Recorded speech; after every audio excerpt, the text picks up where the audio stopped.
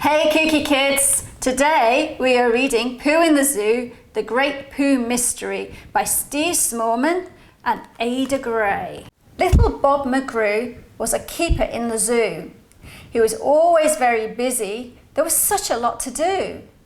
But it didn't bother Bob, as he loved his job, and his good friend Robbie Robot helped by picking up the poo. Robbie was unstoppable. Anything ploppable was cleared with his scoop and his little poop hoover. Fox poo, ox poo, cockatail or croc poo. He really was a pooper scooping super poo remover. It was getting quite late, so Bob closed the gate. His animals all settled down and closed their sleepy eyes. Robbie went to bed in his own cozy shed. But chipmunks slept in places that were always a surprise. Then next day, at 8 o'clock, Bob got a nasty shock. "My zoo is full of poo," he cried, "and Robbie's run away." Then a lady all in tweed, who was very strange indeed, hollered, "Never fear, young zookeeper, I'm here to save the day. I'm Arabella Slater. I'm a Poo Investigator.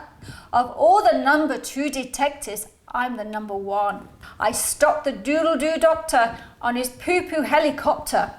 Who else could find rabbit poo inside a currant bun?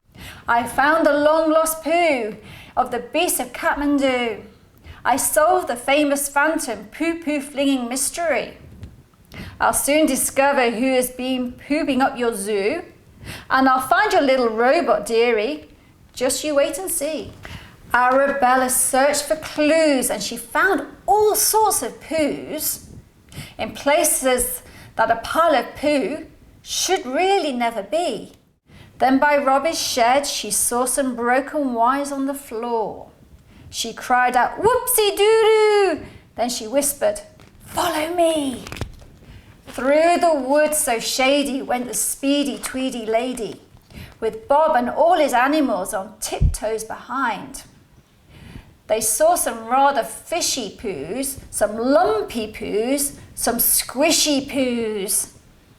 They watched their step and held their breath and wondered what they'd find. Then they heard a clattering and some bleeping and splattering. They crept into the glade and Robbie Robot ran amok. He was spinning round and round, spreading poop all up on the ground. "Oh no," yelled Bob. His hoovers switched to blow instead of suck. "Stand back," cried Arabella, pulling out a huge umbrella. They all ducked down behind it to avoid the poo-poo shower.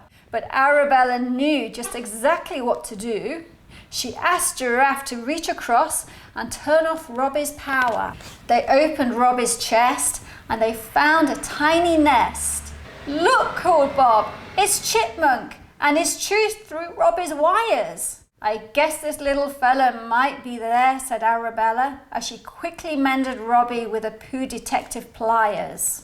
They flicked Robbie's power, and in less than an hour, he'd whisked across and picked up every single poop in sight.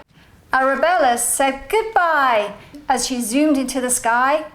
Bob waved, then said, "It's time for bed. I'm really pooped. Good night."